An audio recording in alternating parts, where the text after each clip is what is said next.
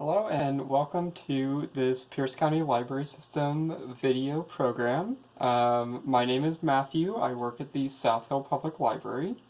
And today I am going to be walking through how I like to cook spicy and sour shredded potato. And so real quick, I'm going to show you the ingredients you're going to want to get together, how much you're going to want of each one, and then we will move on to the preparation. And so, of course, you're going to want a single potato. For me, I have a russet potato. I have 1 tablespoon of sesame oil. I have 4 red peppers here. And something about the dried peppers that you're going to want to know is that the dish is meant to be a little spicy, but if you're somebody that maybe doesn't like the spice as much, you're welcome to reduce the number of red peppers as much as you want. If you add just a couple, they add sort of a flavor, but not very much spiciness, which some people prefer. In addition to that, you're going to want 2 teaspoons of chinkiang vinegar. You're going to want 1/4 of a teaspoon of soy sauce. We have 2 tablespoons of cooking oil, which in my situation is just vegetable oil. We're looking at a 1/2 cup of just white rice, 1 cup of water.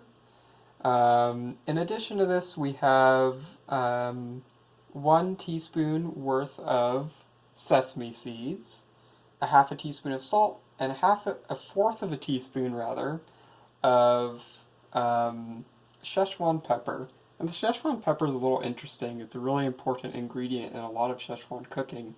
It has a very unique taste and a very strong taste, which is why we're adding such a small amount, because the taste is quite strong. It's very good and quite spicy as well. And it also has this unusual sort of mouth-numbing effect. And so it's kind of an unusual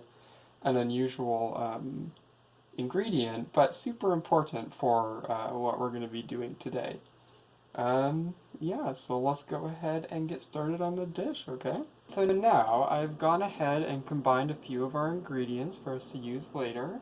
Right here you can see I've combined the salt, the Schezuan peppers, and also the dried chilies. And you'll notice I have my little knife here I used to cut, and all of these seeds that came out of the chili peppers. And the reason all these seeds are here is because I didn't want it to be overwhelmingly hot. And so as one is preparing the chili peppers, especially if you want it to be a little bit more mild, you're going to go ahead and cut that chili pepper up, and you'll sort of take the pepper and you can look inside and see all the seeds sitting in there. And if you just sort of squeeze it, they'll all fall out, which is what I did to sort of have a lot of the flavor of the chilies, but not necessarily all of that heat. And so that's something we're going to use later in the dish. And this is also a combination that we're going to use a little later on, but I just wanted to get ready for us. This is the 1 tablespoon of sesame oil, and I combine that with the 1/4 of a tablespoon of soy sauce, and also the 2 teaspoons of chinkiang vinegar. And so we're going to go ahead and also take that and set it off to the side. Okay, and so now that we have those ingredients mixed together and set off to the side, we are going to get started on our rice. And so, again, you're going to want about 1/2 of a cup. That's going to produce 1 cup when it's fully cooked of white rice. And so we're going to put that in. And our 1 cup of water is now going to come into play with white rice. And I don't have a rice cooker, which is why I'm showing you how I like to make this on the stovetop. But for white rice, you're going to want about twice as much water as the amount of rice you put in. And I like to do this. It isn't necessary at all, but I think it adds a little bit of flavor to the rice. I'm going to go ahead and take that 1 teaspoon's worth of sesame seeds that I was talking about earlier. I'm going to dump that in there and sort of mix them around, get it all together. And now we are basically going to wait for that water to get boiling. Okay, so now I've given the rice a few minutes, and you can see it's boiling. And once the rice starts to boil, you want to turn the heat down to like very low, just so the rice will simmer. And just so that I can keep working on the other parts of the recipe, I'm going to go ahead and take that boiling rice, move it over to another burner that I've set on very low. I'm going to let it simmer, and it should simmer for about a half of an hour. Okay, so now we are going to go ahead and start to look at our main attraction. So the first thing we want to do is peel our potatoes, so I'm going to do that real quick. Okay, so now that we have gone ahead and peeled the potato, we're going to want to slice it up. And the goal is to slice the potato into sort of like thin strands, and you're going to want these strands to be longwise across the sort of length of the potato. Okay, so you can see the results of how I've cut the potatoes. So as you can see, you want them to be in sort of these long slivers. And conventional wisdom is that the smaller the slivers are, the better. We are going to go ahead and take all these slivers, and I have a bowl of water here, and we're going to want to sort of remove the starch from the potato, especially since we've cut it so thoroughly into such little tiny threads. And so we're going to let it soak for about 10 minutes. So I will see you once that process is done. But before we go, we are going to take that 2 tablespoons of cooking oil I mentioned earlier. We're going to go ahead and put that in the wok. We're just going to put the wok on very low heat, an extremely low heat, to get it warmed up. Okay, so those potatoes have had 10 minutes to soak now, and I just strained them out in a strainer in the sink and then put them back in the bowl. It's kind of interesting, you can really feel the difference once you've soaked them in the water and gotten rid of some of that extra starch.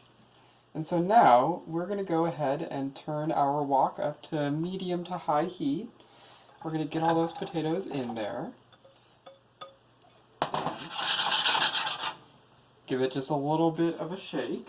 That pepper and salt and Szechuan pepper that we prepared earlier. And now I'm going to go ahead and sort of shake that over the top. And so that'll be able to just sort of casually cook in as we prepare these potatoes. And so the potatoes, you're going to stir fry them on this fairly high heat for not a super long time. You're basically going to stir fry them and occasionally just pull one out and try it until they kind of lose their starchiness a little bit. Not necessarily cooked all the way through, but you still want them to have like kind of a little bit of like structure to them.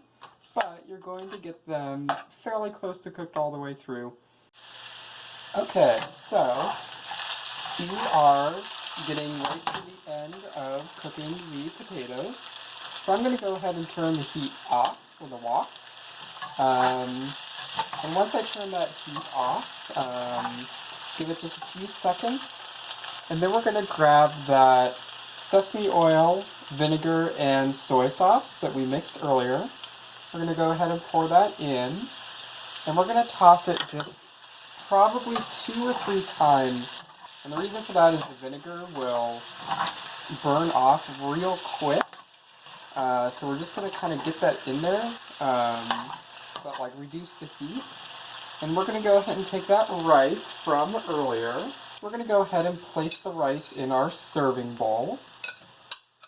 The rice is going to serve as sort of a bed to absorb that excess oil for us. So now we're going to go ahead and take our potato and also combine that in. Okay, and you can see our final result here.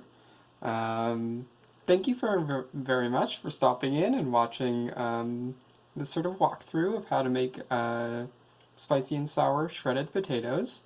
I would like to mention that the recipe I used is based on a recipe from the book The Food of Schezuan by Fuchsia Dunlap. which, luckily in the Pierce County Library System catalog, we do have a copy of this book online. And so if you go to our website and search for the food of Schezuan in our catalog, or through the Libby app on your phone, and you're interested in seeing where the recipe, like its source comes from, you can find that information there. Again, thank you very much and have a wonderful day.